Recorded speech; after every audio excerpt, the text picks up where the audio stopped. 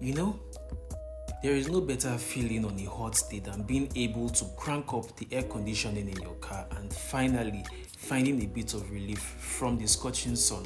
I'm also pretty sure that a lot of you would agree with me that the air conditioning system in a car is arguably one of the most important features of a car, as sometimes rolling down your windows does not just cut it at all. However, not many of us know that there's a proper sequence or there's a proper way to which our AC systems in the car should be used, and basically that is what this video is about. That being said, here are 6 tips to maximize your car's air conditioning system efficiency. The first step to using your car's AC system effectively is to park under a shade. Look for a tree or look for a building where you can park close to, and then your car is not directly exposed to the sunlight. If there is no shade around where you are because the designated parking lot has no shade, it's fine, you can move to the other steps. If your car has been parked under the sun for a while and then you are ready to go, the first thing you should do, or rather the next thing you should do, is to take your windows down and then drive for about 30 seconds just to allow fresh air get into your car. This helps your car cool faster.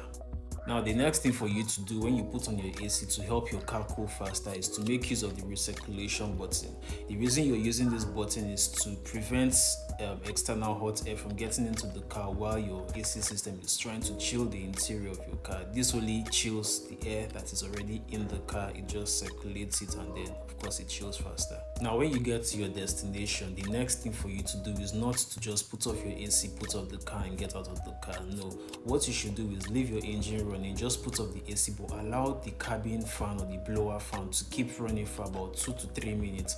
What this does is your condenser is already ice cold, and by the time you put it off, it begins to form a puddle of water that collects your condenser. So the blower fan actually blows all this moisture and then dries the condenser, because if you allow the water collect over a period of time, you begin to get smells coming into your car because your condenser has formed the breeding ground for bacteria and for germs. Now, the last thing on my list is actually maintenance. A lot of you do not know that despite your AC systems working perfectly, you would need to maintain your AC system at least once in a year. Same way in a few months you have to maintain the engine of your car by doing oil change. You need to get a professional to check all the systems of your AC to make sure that everything is in order. This is basically a preventive measure that keeps you from spending unnecessarily when your AC decides to suddenly pack up.